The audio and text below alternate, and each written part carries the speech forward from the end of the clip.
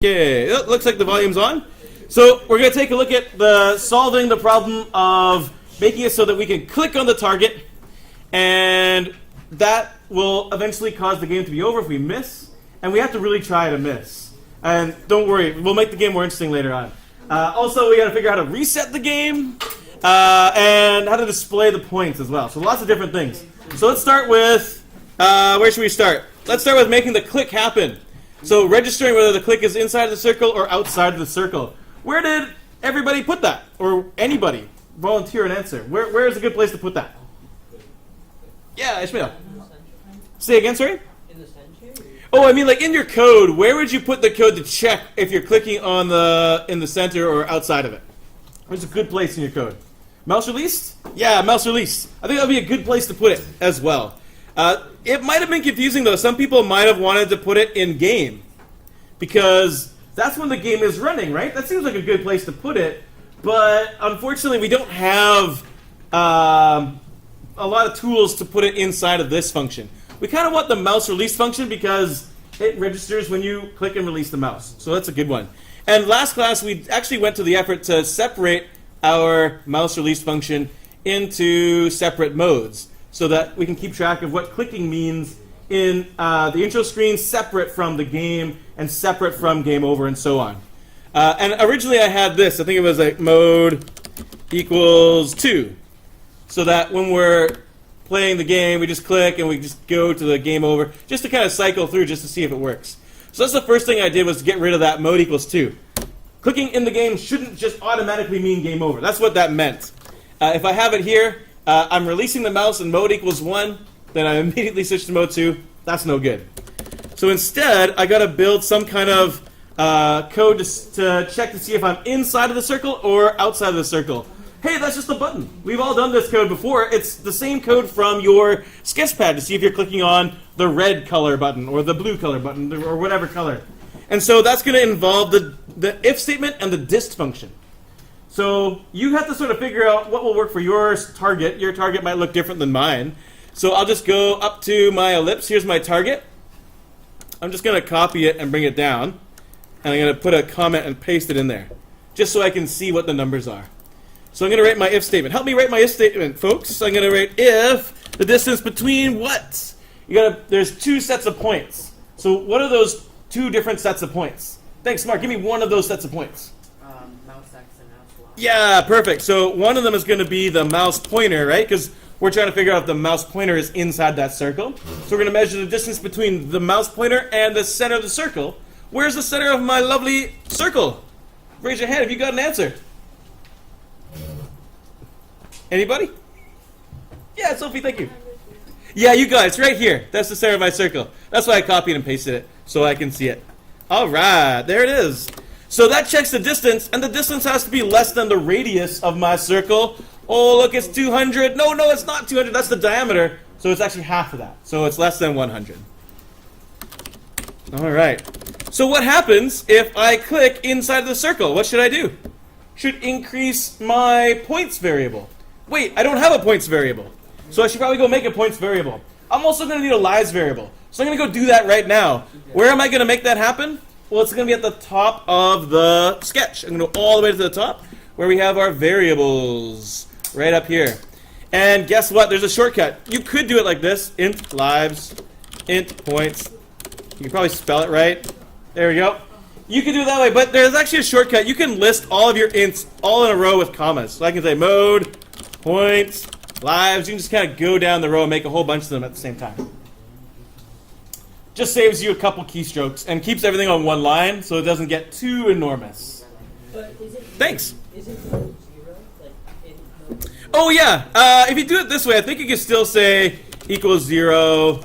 But you know what? That's not really the way I like to do it. I like to do all of my variable initial values in setup.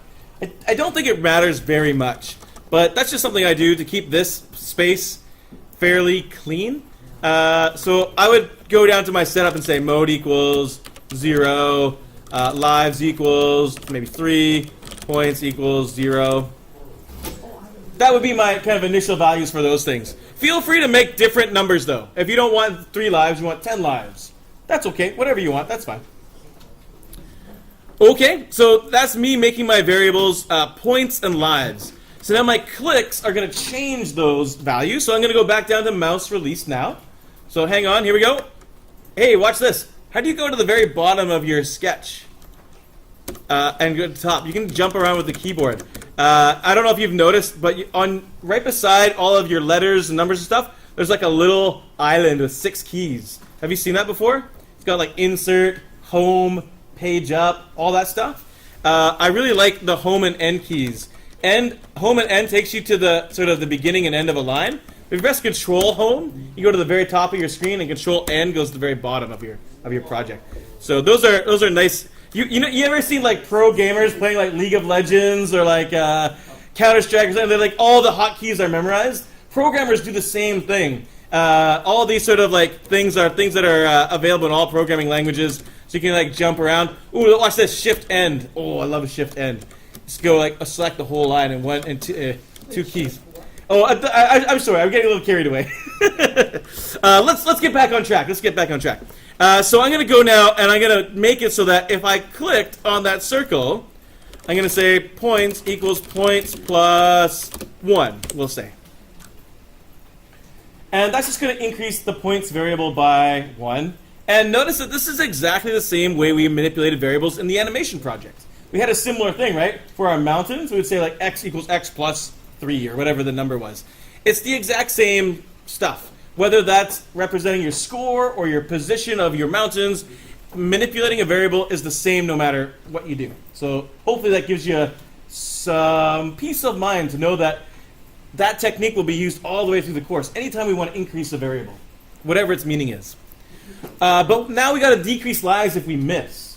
So some of you might have written something like this, like if the distance, blah, blah, blah, blah, like you did another if statement.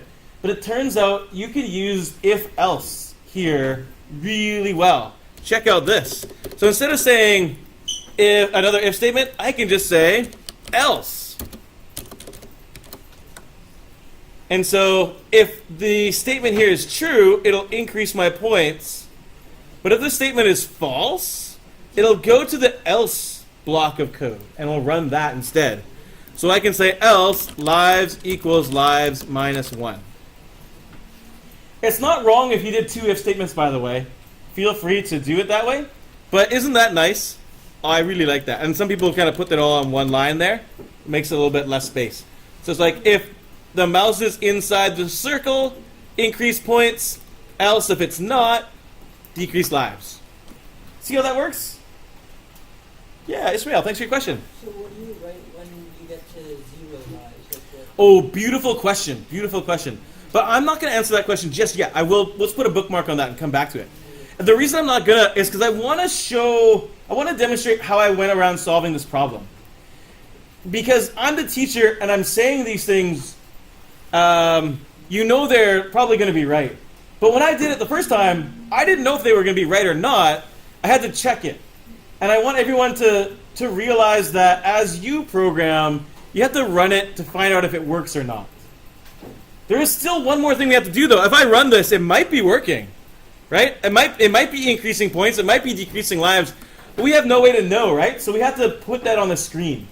So before I go and check to see if I did that correctly, that's the last thing I'm going to do. I'm going to just get the text on the screen. I'm not going to make it pretty. I'm just going to stick some text on there. We can later on make it pretty. I actually ended up making it a little bit pretty while I was kind of waiting to do this. But this was not going to be pretty. I'll demonstrate. Look, I'm going to go to my... Oh, actually, first of all, where would we put that code? Where would we put the code to draw the number of points and number of lives on the screen? Where would we put that? Thanks, Mark. Void game. Yeah, void game. Void game is all about drawing the game, right? It's all about showing what's going on in that screen. So that would be a perfect place. So I'm going to put it right in here in this function. I'm going to put some text. I'm just going to put points. Like this, 50-50, and text lives, comma 50-100. And I'm not sure what the color is, so I'll put to fill 100 as well. Fill 255. So now these will show up inside of the game when we run the game. So let's run this and see if that works. Yeah, so the top number is points, the bottom number is lives. So now we're good to test it. So it's always important to kind of set a benchmark for like what's the next place I need to get to find out if what I've done is correct. So I need some kind of feedback to find out if it's right or wrong, and I need to have something to test. So I got the code maybe or maybe not working for clicking, and now I can see if it works. So I'm going to click inside the circle. I expect the 0 to increase to 1. And it does. 2, 3, 4, and so on. It keeps going up. If I click on the outside of the circle, I expect the 3 to go down to 2, and then to 1, and then so on. So if I do, it goes down and goes into the negatives. And that's step 1 in solving the project. So if you were trying to solve all the problems at the same time, again, that's just not the best way to do it. Just try and like make some ground and see if you were correct. Because now I know that my clicking works. Now I can guarantee that this code was correct. And now I can move on to solve other problems. You want to sort of make one thing correct and then put it aside and make another thing correct and put it aside. Just like if you were, I don't know, I don't carve sculptures. But I imagine someone who carves a sculpture does not like expect one stroke to make a perfect sculpture. I don't think you'd expect that either, right? It probably takes a little bit of working, right? You probably chisel away here and there and kind of work it and slowly make it happen. Same thing with programming. It's going to chip away a little bit at a time, solving one problem at a time. So what's the next problem to solve? I guess one thing we can solve is getting the labels on there. That'll be a nice small problem to solve. And then what's the next problem after that? Lives. Lives. Well, lives is kind of working, so what's wrong with it? Well, it's continuing to the negatives and it's not going to the next. Yeah, and as you know, people that have been alive in the 21st century, you kind of know how games work, right? Lives, when they get to 0, means game over. So how do we put that in? So that's the second problem to solve. So we're going to solve those problems in that order. So we'll put labels on the text, and that's just a fact that I'll give you. And then we'll figure out how to make lives, when you get to 0, actually mean game over. So let's do it.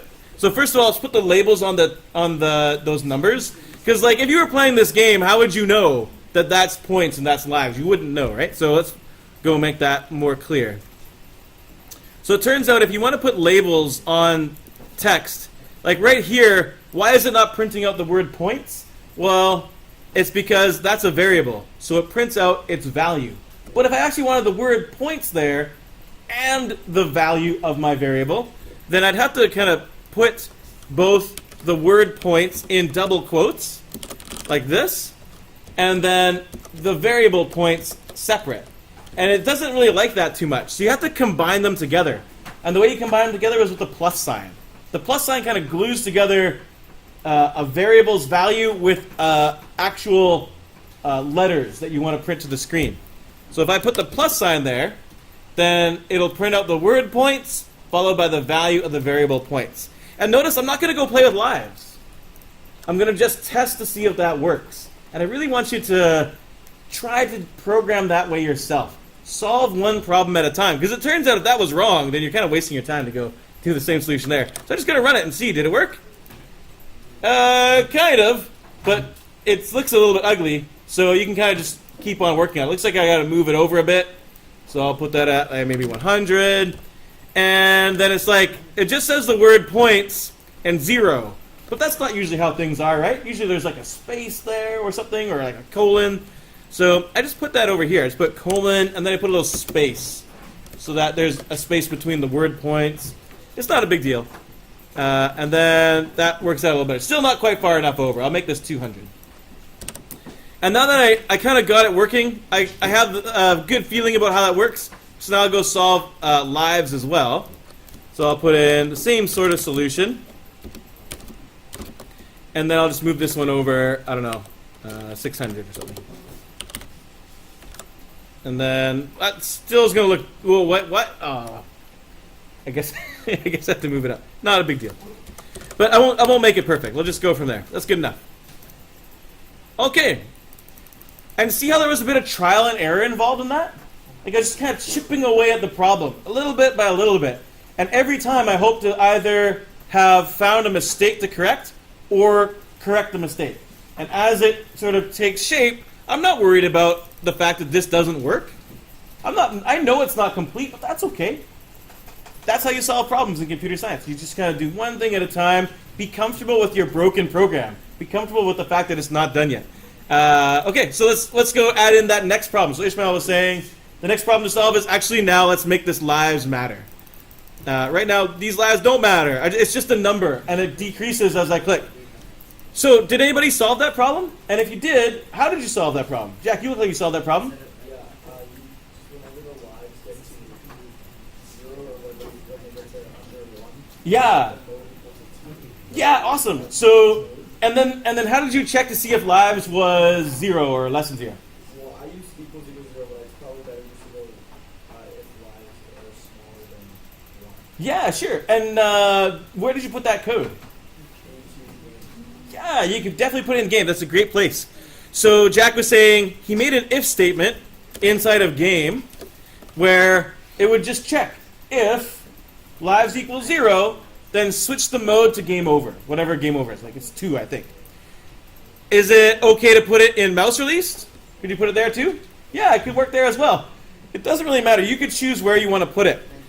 I am kind of trying to make mouse released as small as possible, because it's already getting kind of ugly in there. I don't know if you feel that way, but I'm like, oh, there's a lot of braces in there. It's already kind of getting ugly. But man, our game function, oh, it's so clean and nice. I'm going to stick it in there. I think it's a nice place to put it. Is it wrong to put it in mouse release? No, not at all. It's entirely your choice, your prerogative, where you want to put it. But I'm going to put it here. So I'm going to say if lives equals 0, that means we need to set mode to 2. It's like changing the channel to channel 2, which is our game over channel. Shows the game over screen all the time when you're in mode 2. And that'll just automatically happen as soon as lives goes to 0 now. Because this if statement is constantly being run along with all this code as well. So what do I do now? Well, I don't just be like, oh, I guess I fixed the problem, moving on. Like, I go and run it and make sure it works. Always an important part. Go try it. So I'm going to go run it, and we'll see. Did it work? So I click. I'm testing lives, so I'm going to go ahead and tank my lives. 2, 1, 0. Hey! It went to the game over function. But then when you click again. Yeah. When we go back, game over. What's going on? Well, lives don't automatically reset. Because we have lived you have lived your lives in the 21st century, you've never played a video game where this happened, right? They never played a video game where, you fell down the hole 3 times, you went to start again, and it's like, you're dead. Like, they fixed that problem in Nintendo or EA or whatever, right? So it can be, you almost take it for granted that those things have to be done. You just assume it resets itself. But in fact, that is a task that you have to teach the computer to do. And so that task isn't a hard one. We've already done it. We did it right here. Or right here. No, right here. Right? We set lives to 3 and points to 0, but the setup doesn't happen again. So where might be a better place to put that? Where's a piece of code that's going to happen when we reset our game? Yeah, Mark. Yeah, the intro screen might be a good place to do it. So actually, maybe I'll take it out of setup. Maybe that wasn't the right place to put it. Maybe I'll put it in the intro screen. So check it out. In the intro screen, I'll set lives to 3 and points to 0. So when I run the game, here's my intro screen. So right now, every frame, it's a little wasteful, but every frame, lives is set to 3, points is set to 0. 60 times a second, we're making it happen. It's happening, it's happening. When we switch out to the next mode, though, that stops happening, and now game happens. So it's not going to keep doing that. So now I can go ahead and go to 0 lives. Oh, we're in game over. Oh, we're back to intro screen. So now it's like lives is 3, lives is 3, lives is 3, over and over again. When we start the game, it goes back. There it is. Now, some of these things were just like maybe tricky. If you didn't get if you didn't know to put it there, that's okay. There's actually multiple places you could have put it. You could have put it in your game over screen. That would be okay. You'd also have to have it in your setup then, so it's a little less efficient. Setup intro is nice because it happens first.